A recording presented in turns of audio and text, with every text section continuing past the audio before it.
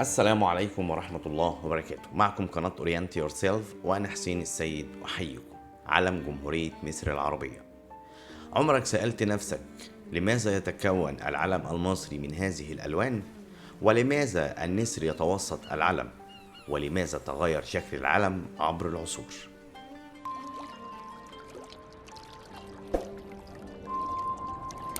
أثناء حكم محمد علي باشا كان العلم المصري هو نفس العلم العثماني، ولكن بنجمة خماسية لتمييزه عن العلم العثماني.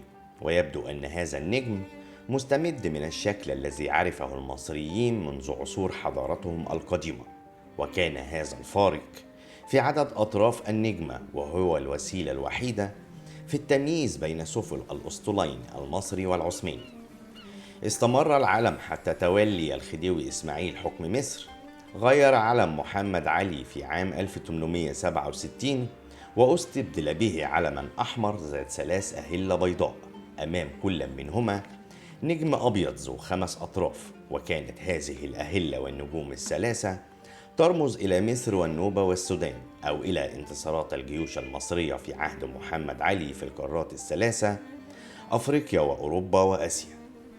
استمر العلم مستخدما في مصر إلى أن احتلت بريطانيا البلاد عام 1882، واتخذ علم محمد علي علما رسميا مرة ثانية حتى عام 1914، وهو نفس العام الذي أعلنت فيه الحماية البريطانية على مصر وأنهي ارتباطها بالدولة العثمانية، وأعلن قيام السلطنة المصرية. وقد استدعت هذه التغيرات السياسية اختيار علم خاص لمصر، فأعيد علم الخديوي إسماعيل مرة أخرى كعلم رسمي للسلطنة حتى عام 1923. كان علم الخديوي إسماعيل هو العلم الذي خرجت تحته الجماهير في ثورة عام 1919، والذي لف نعوش آلاف الشهداء الذين سقطوا برصاص البريطانيين. وقد أفرزت ثورة 1919 إلى جانب العلم المصري الرسمي العلم الذي حمل هلالا يعانق صليبا، والذي أصبح رمزا لثورة 19، والتي كان شعارها الدين لله والوطن للجميع. بعد إعلان تصريح 28 فبراير وتخلص مصر من الحماية البريطانية رسميا، أعلن قيام المملكة المصرية واختير علما جديدا مشابها للعلم الذي حمل في ثورة 19، وعرف باسم العلم الأهلي، وهو العلم الأخضر ذو الهلال الأبيض والنجوم ال3 داخله، والذي اعتمد في 10 ديسمبر عام 1923.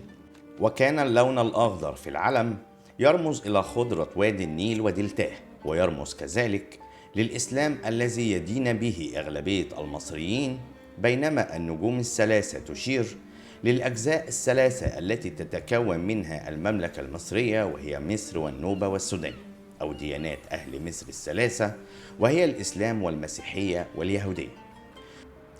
بعد قيام ثورة 23 يوليو عام 1952 ورفع علم التحرير أو علم الضباط الأحرار لكونه رمزا للثورة، قد استخدم لأول مرة في الاحتفال بمرور 6 أشهر على حركة الجيش كعلم مجلس قيادة الثورة.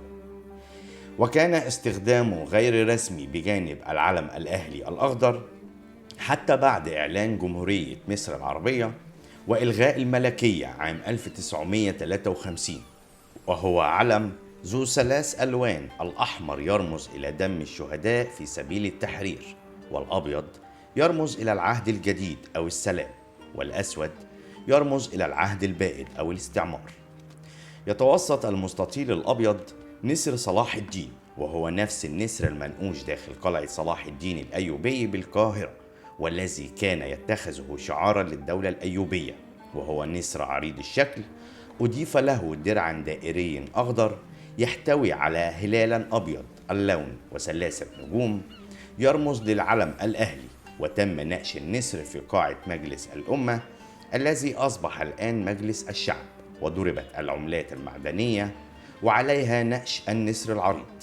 ثم في عام 1958 أعلن قيام الوحدة مع سوريا، وتغير اسم جمهورية مصر إلى الجمهورية العربية المتحدة، وأصبح الإقليم الجنوبي يشير إلى مصر، والإقليم الشمالي يشير إلى سوريا، واستبدل النسر في العلم إلى نجمتين بالإشارة إلى مصر وسوريا.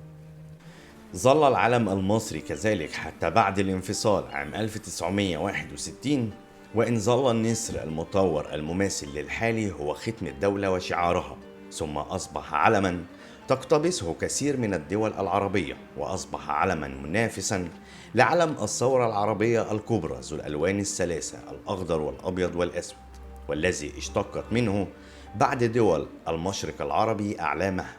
بعد وفاة الرئيس الراحل جمال عبد الناصر عام 1970 وتولي محمد أنور السادات الحكم، اتفق مع رؤساء ليبيا وسوريا على إقامة اتحاد الجمهوريات العربية مع توحيد العلم للجمهوريات الثلاثة عام 1971. لذلك استبدلت النجمتان في العلم المصري بصقر قريش ذو لون ذهبي، وهو شعار هذا الاتحاد، مع السماح لكل دولة عضو بكتابة اسمها أسفل اسم الاتحاد. وقد ضربت العملات بنفس الشعار، وأصبح هو شعار وختم الدولة في كافة الأوراق والمعاملات الرسمية، وهو العلم الذي خاض الجيش المصري حرب 6 أكتوبر عام 1973 تحت رايته، وارتفع على الضفة الشرقية لقناة السويس وعلى أراضي سيناء. ثم في عام 1984 وبعد تولي الرئيس محمد حسني مبارك حكم مصر ب3 سنوات، صدر قانون بتغيير علم الاتحاد إلى العلم الوطني الحالي، وذلك بعد انسحاب مصر رسميا من الاتحاد. وقد اشتمل التغيير فقط بتبديل الشعار في المستطيل الأبيض ليكون نسر صلاح الدين بلون ذهبي بدلا من نسر صقر قريش. شكرا لحضراتكم، ونتمنى أن ننال إعجابكم، ولا تنسوا الاشتراك والإعجاب حتى يصلك المزيد. Thank you for watching.